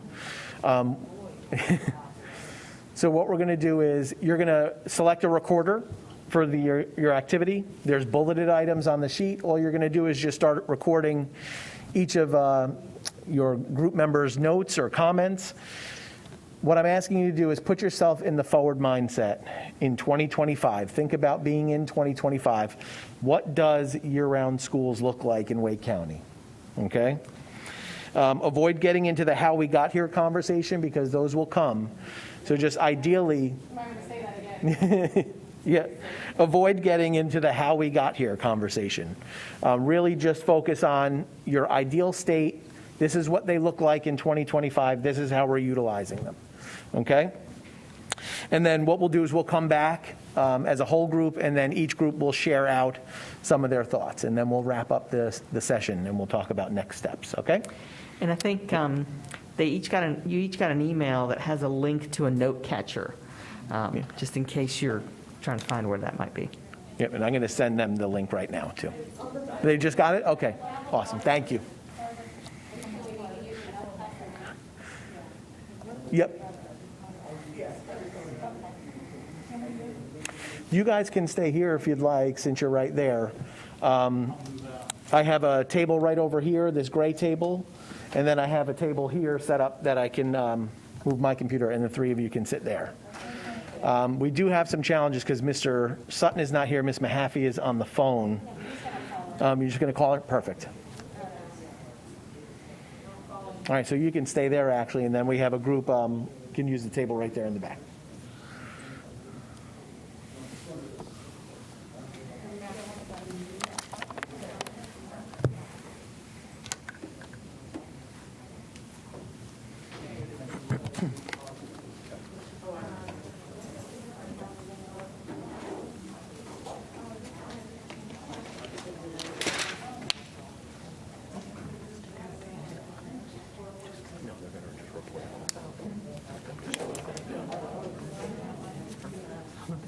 Yeah, I figure we'll circle back.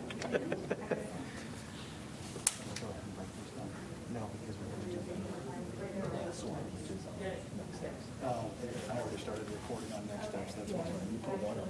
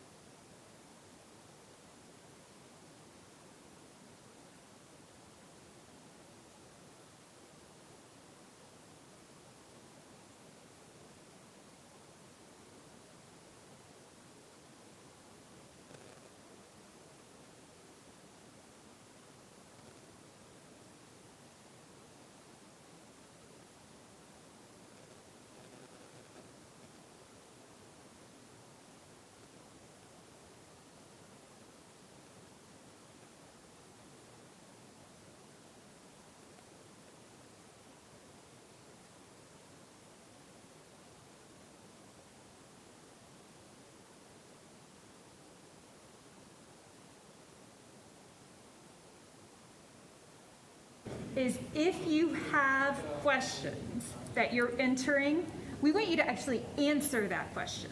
Like, what does it look like? I did. But I want you, like, how did we solve, like, what is the solution? How does that look ideally?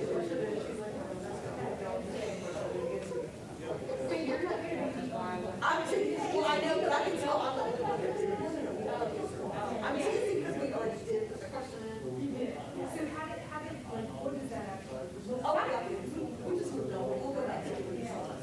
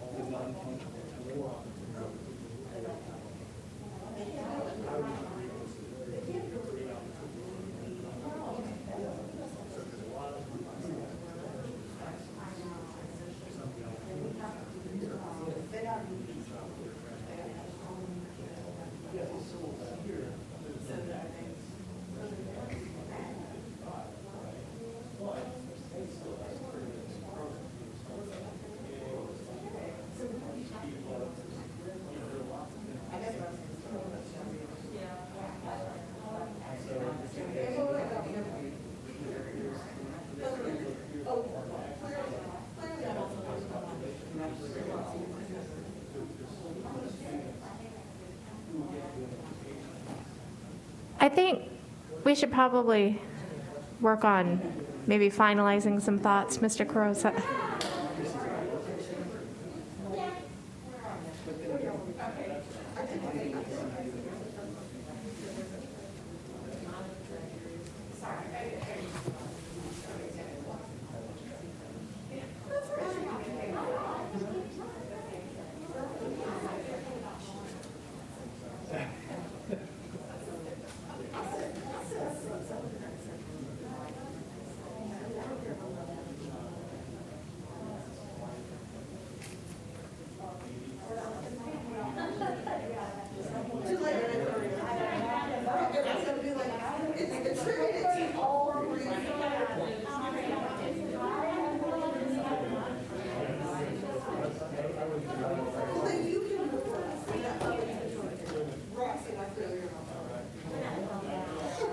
All right?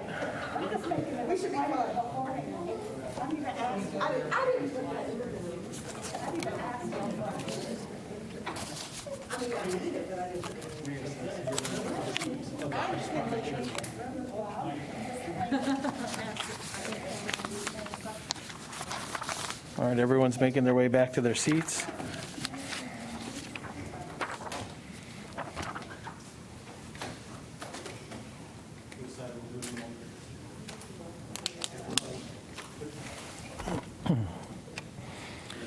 All right.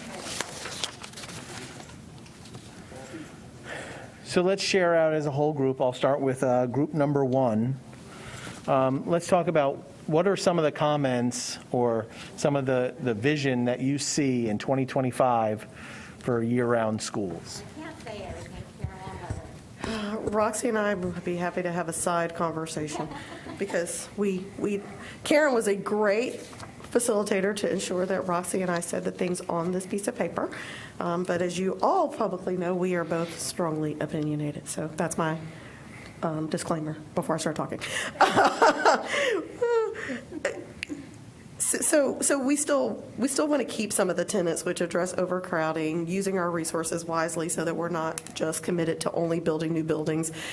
We added, we'd like to keep our magnet schools strong and healthy. So our magnet schools in 2025 would be strong and healthy and diverse, and all of our schools would be diverse, which is, I should have probably led with that because we spent quite a bit of time on that. And that we're able to effectively use our resources district-wide and not isolated, which is currently how. So pretty much the opposite of where we are today is where we'd like to be. I mean, was that toned enough? That was beautiful. Was that still not toned enough?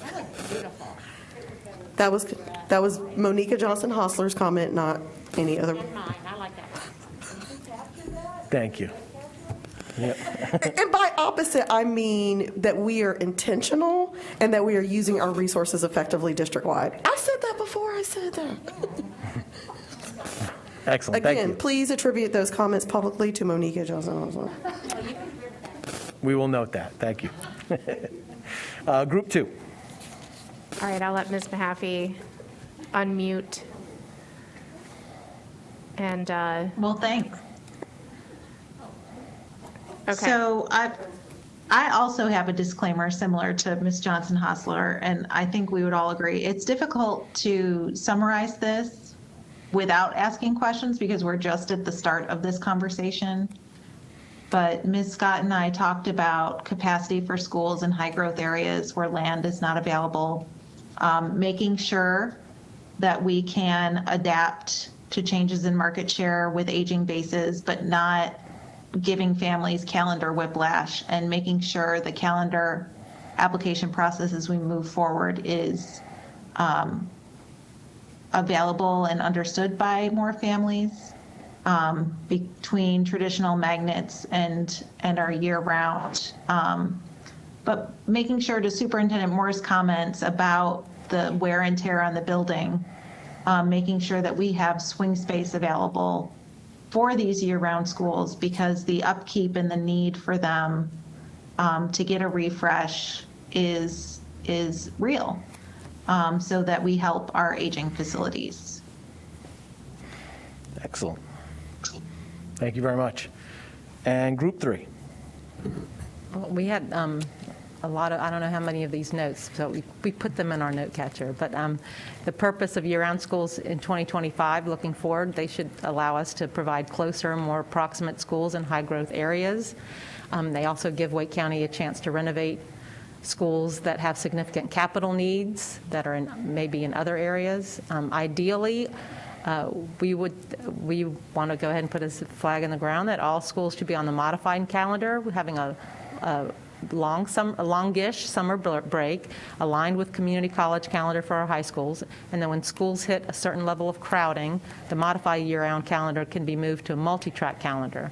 That could allow for fewer stresses on overcrowded schools, and we would not have a need for short-term reassignment if it's only a short-term need for a multi-track calendar. So it could provide greater stability of assignment for families. And when we do go to multi-track versus when we build new schools or reassign students, I think it's related to land. We answered our own question, that whether we build new schools or reassign students out of an overcrowded school or move to multi-track really depends on whether or not there's land nearby to build a new school. So in some places, reassignments could relieve overcrowding. In other parts, that's why we have more multi-track schools in higher growth areas of the county. In 2025, we would want the purpose of year-round schools to support our diversity objectives, and I think our board needs to see data on what students are applying to year-round schools, which students are opting out of year-round schools, and which students are remaining in year-round schools if that's their base. So I think it would help inform our decisions going forward. And we have a couple other points. Should I just keep, because we wrote a lot. This was an active group.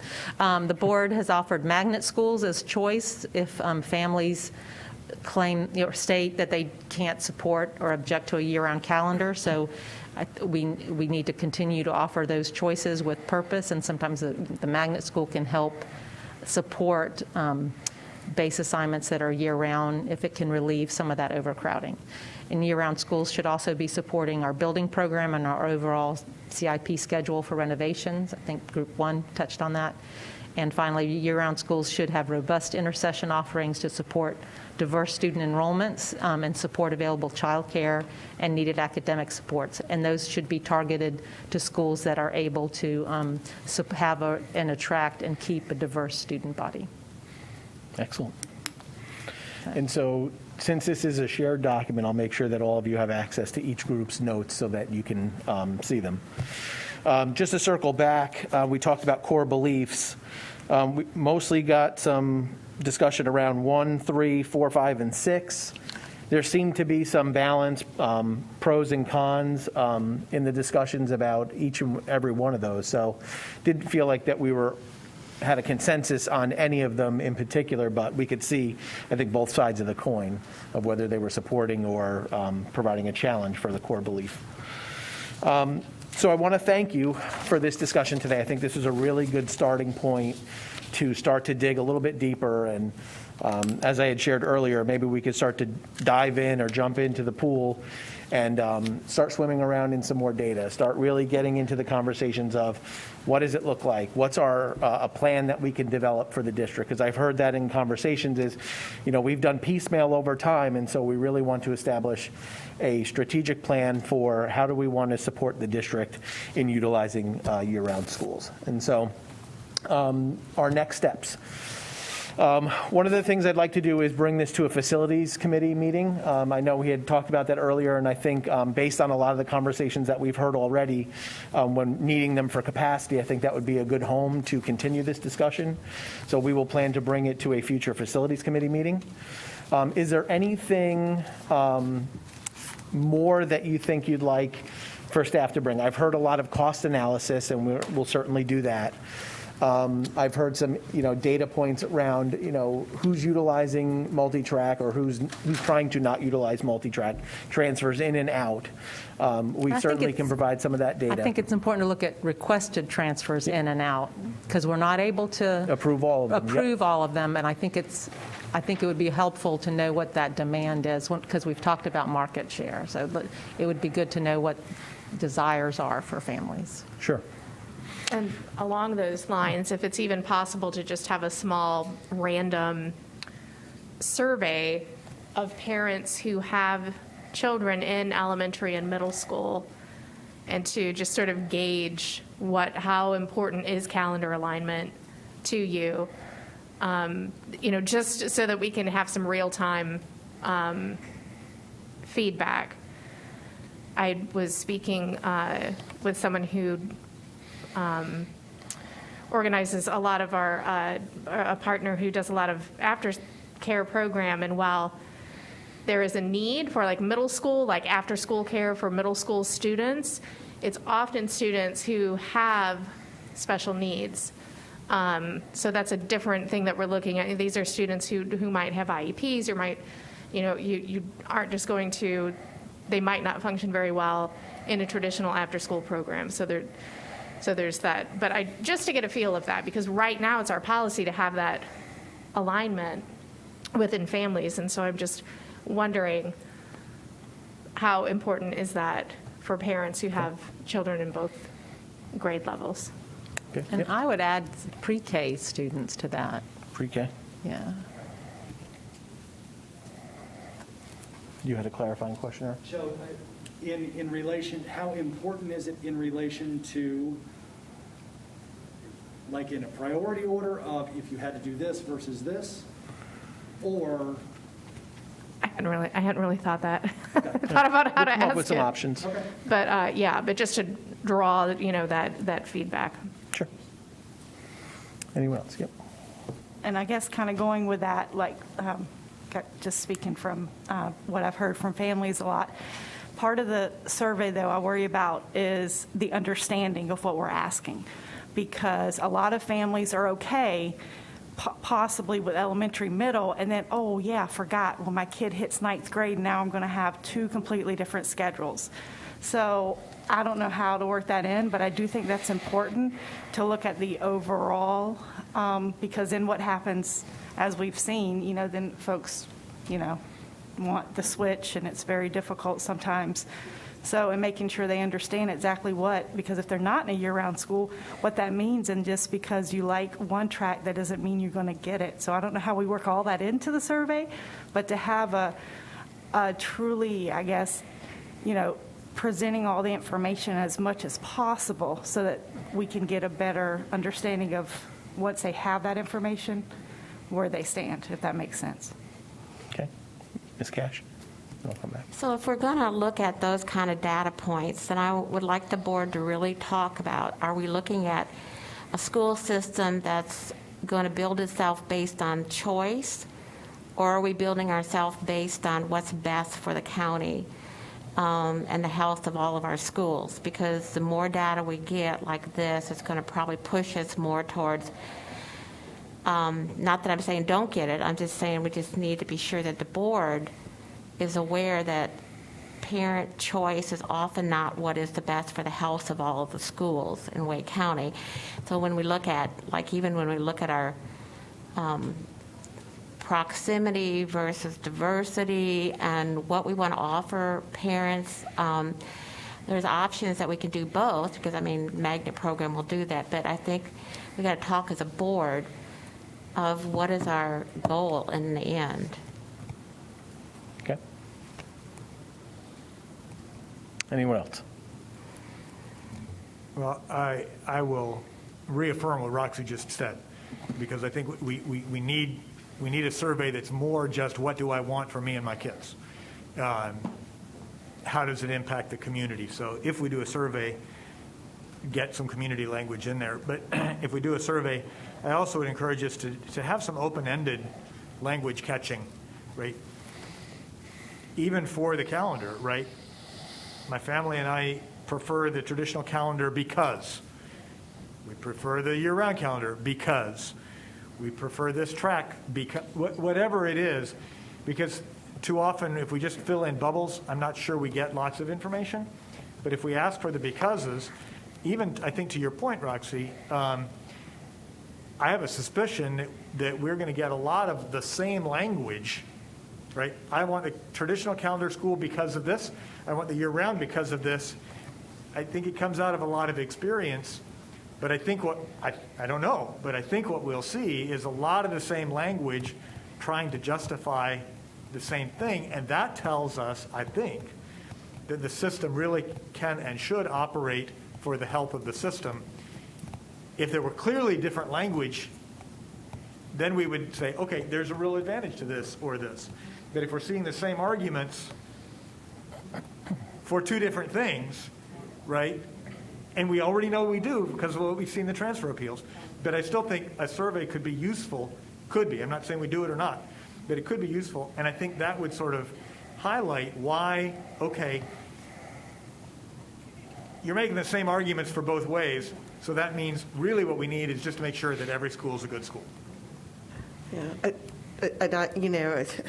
I think I was a strong advocate for a survey, and then I moved to a community conversation for that, because here's my fear with the survey, especially because I do believe what you're saying is how it'll shake out. We will have the same argument on both sides unless there is a PSA commercial telling people that we are still going to make a decision that's right for the whole district. It feels to some people disingenuous to ask their opinion, and then we make a district-wide decision. So I personally like the survey, but I think we have to be crystal clear multiple times that ultimately we are going to make the best decision for the district for every single school in Wake County Public Schools. Because when you ask me what I want, and then you don't do it, I'm going to call you and say, well, then why'd you ask me if you already knew what you're going to do? Because that is human nature for us to make the assumption that you're asking me because I'm going to see my opinion reflected in your decision making. And it's hard to see that when it's hard to explain that the counterpoints were exactly the same for two different sides of the coin. Thank So you. good luck to wordsmithers. Yeah, and thank you for saying that, because as it allows me to process more of really, that's a great point, because this is about educating the public, letting them know these are the things that need to happen and why. And as we go through all of that and process it, the impacts that it might have that are not, that are those unintended negative consequences, but we have to push through them.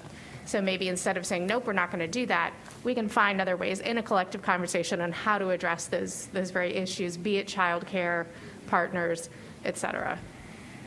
Is this a kind of focus? I really like the focus group idea, right? But is this one of those things that we've done sometimes in BACs where, I mean, you guys did this fantastically. I was going to say the same point. Go ahead. You did it fantastically with some of the student assignment, right? You gave our BACs, here are 5 different scenarios or something like that. What would you recommend doing? And it wasn't my school. It was now just sort of the general. And out of that discussion, we got a very different takeaway than if it was individual, what do you want from me? So this might be a really good exercise for BACs. And I think you're spot on, because I think just, when you take the emotional decision out of it, I think parents will give you a lot more honest feedback. But just to recap what they would say, though, at the end of that conversation, I always got the line, yeah, but until you move my kid, everything's fine. So I definitely think that's, understandable, but at least we can get the overall why really set with people, and then I think it's an easier decision for them to swallow if they understand the bigger picture why. They may not like the individual decision for their family, but they see the bigger picture, and I think that's important. And Ms. Mahaffey does have an additional question, statement. And I think to add on to that piece about the focus groups, I think BACs are a lovely way to do that, but for each of us, that's one parent for each of the schools in our district and one administrator for each of the schools in our district. And I know that there's a lot of great communication that happens for that. But we have a unique opportunity as we're talking about our strategic plan, to bring that focus group district-wide, not just to our parents and the people that are involved in the community, but to invite in community members that don't normally hear from us, folks that don't have schools or students in school in the district, or kids who went through the district and are no longer available. So I think widening that net, I'm not saying don't include BACs, but widening that net in order to speak to more people and use the strategic plan as a way to add this to that conversation is an opportunity that we have. Thank you. Excellent points. Okay. Did anyone have anything else they wanted to share before we wrap up? I just want to say thank you. Thank you for this opportunity. Thank you, Mr. Carozza. Thank you so much to all of our staff who was here to help with our presentation and capturing all the information and getting everything together for us. Phenomenal conversation. I really appreciate the opportunity to use this space, this meeting space, for this. I know it was sort of outside of what we normally would discuss in Student Achievement Committee, but I think it was a great start, and I am just so glad to serve on this board with you all, because these are great ideas, and I appreciate it. So we will go ahead and adjourn, but wait, before we do that officially, our next meeting is September 27th. And we'll be here in person. And with that, we will adjourn at 5:20. Thank you so much. And I just want to say thanks again to Marcella, Beth, Eric, and Rob for, the work that they've really done to help out, and it's really been appreciated. So thank you, especially Beth, who's held my hand throughout this whole thing, so I appreciate it.